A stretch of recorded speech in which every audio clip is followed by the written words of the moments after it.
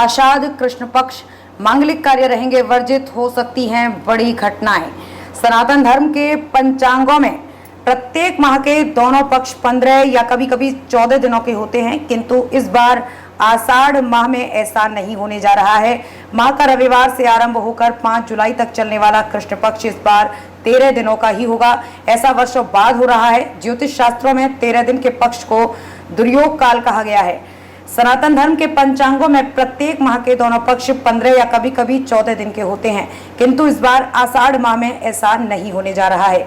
माह का रविवार से आरंभ होकर 5 जुलाई तक चलने वाला कृष्ण पक्ष इस बार 13 दिनों का ही होगा।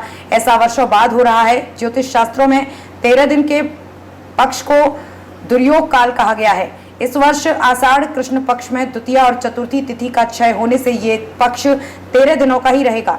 ग्रंथों में ऐसे पक्ष को विश्वग्रस्त पक्ष कहा जाता है। इस काल में देश व दुनिया में अनिष्टकारी घटनाएं हो सकती हैं। इतिहास साक्षी है कि जब जब किसी वर्ष में 13 दिनों का पखवाड़ा हुआ है, अनेक अमंगलकारी घटनाओं का सामना विश्व जनमानस को करना पड़ा है। वेदों में भी कहा गया है कि अनेक युग सहस्त्रया देवियो प्रत्याजिते त्रयोदश दिने पक्ष इस्तदा सहरते जगत, अर्थात देवयोग में कई एक युगों में 13 दिन का पक्ष होता है।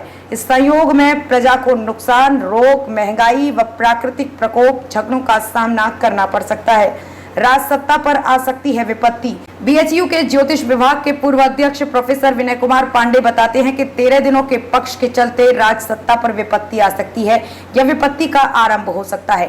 13 दिनों के पक्ष के चलते प्रजा को नुकसान, रोग, संक्रमण, महामारी, महंगाई, प्राकृतिक आपदा, लड़ाई झगड़ा, विवाद बढ़ने की आशंका होती है। अतिवृष्टि, अनावृष्टि, राज सत्ता का परिवर्तन, विप्लव, वर्ग भेद और उपद्रव होने की संभावना पूरे वर्ष बनी रहती है।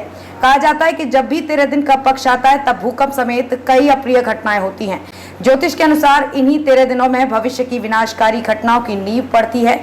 बृहद संहिता में कहा गया है कि शुक्ले पक्षे संप्रवृद्धि प्रवर्धि वृक्ष यत्रम याति वृद्धि प्रजास्त हिने हानिस्तुल्यता तुल्यतानाम कृष्ण सर्व तत्फलम व्यत्ययेन।